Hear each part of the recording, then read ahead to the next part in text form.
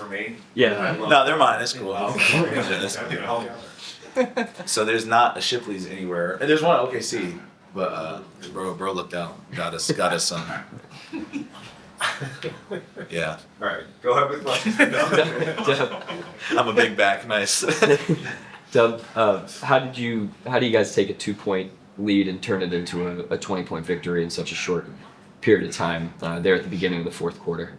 Was it two? Yeah, it was 77-75 to start the fourth, and I mean within a few minutes it was a blowout. Defensively, I thought we were really good during that stint. I didn't know it was 2 points, but yeah, we were really good defensively. I tried to set the tone a little bit and like really take challenge like guard KD and make it really tough for him. And Chet did a good job on Sengun, and just overall just good ball pressure. Like we were able to get out and run.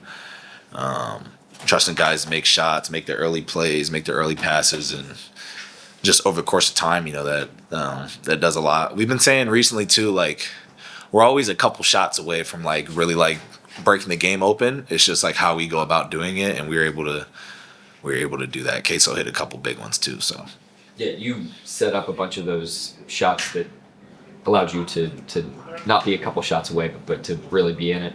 10 assists, 0 turnovers. Why were you? Yeah, why were you able myself on the back? But, yeah. Why were you able to be so effective, especially against a defense that's as impactful as theirs? I was just trying to get downhill and just make the right read every time. Like I said, it just goes like trusting guys to be in the right spot and for them to make shots.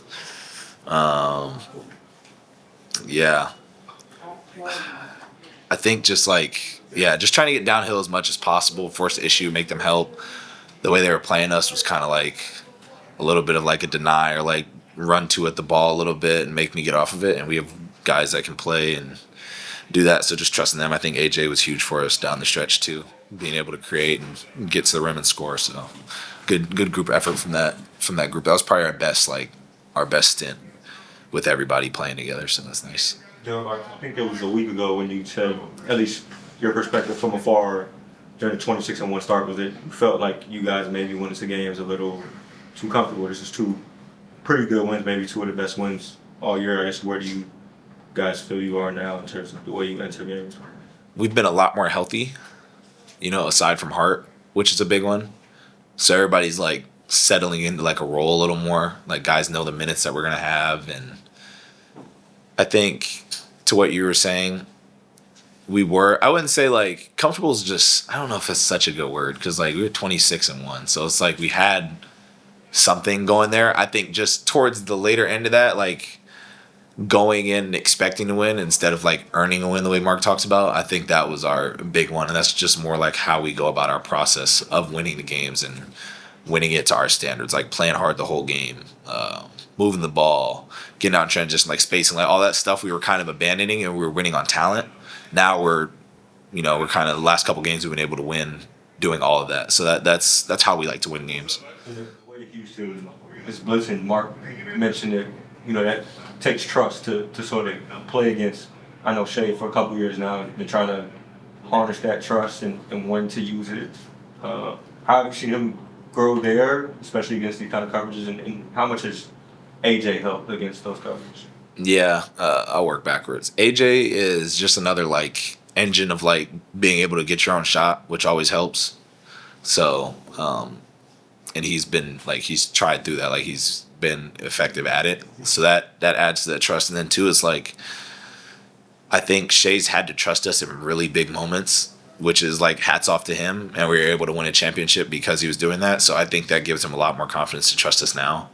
And it's just like one of those skills you need now that you can't try and get in April and May and June, like when you really need it. So the more that we can build that up and see these coverages and play it that way, I think it makes it harder for teams to adjust to us because you don't really know what to throw at us. You kind of touched on it. When you're not having the shooting night that you would like to have, but you're still accounting for 30 points with 10 assists, I think you assist on 24 points. 6 points. That's 30 points. How do you measure like a quote unquote good game when it doesn't necessarily show on the stat sheet? Yeah, to be honest, I don't even think I shot bad. I think it was a lot of like little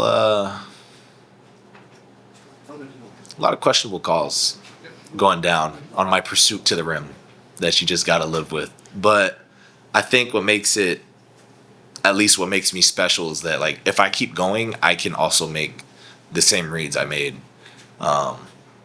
So if I'm getting hit or whatever the case may be, it's like the fact that I get in there every play, like people have to respect that and go for that. And then that's where that I was talking about, that trust comes in. It's like being able to find Queso and letting AJ do his thing and finding K Rich and Lou. I think Lou had a couple threes back to back for me. Like just trusting those guys, playing 2-man game with Chet for that group. Like just over time, like if I do that over and over again, I think we're a really hard team to beat. And I think it's just something like when Shai's not in the game, it's just like needed for me. And then on the other end too, it's like still being able to play good defense the whole entire game and play hard and rebound and just do everything else that it takes to win, and then just see where the chips fall after that.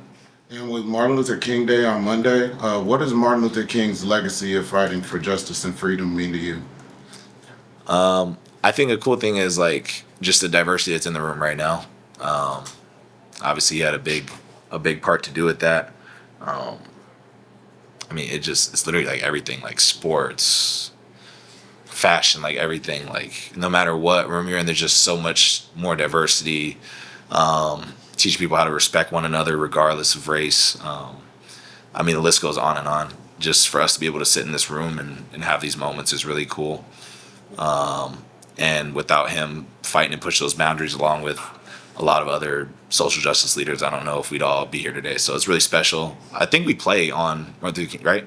So that, again, that's another special thing, to be able to kind of pay tribute to that and be able to play on that day is really special. So Just a side question. A lot of people are asking, you mind to ID that jacket? ooh, should I gatekeep? Jaded London.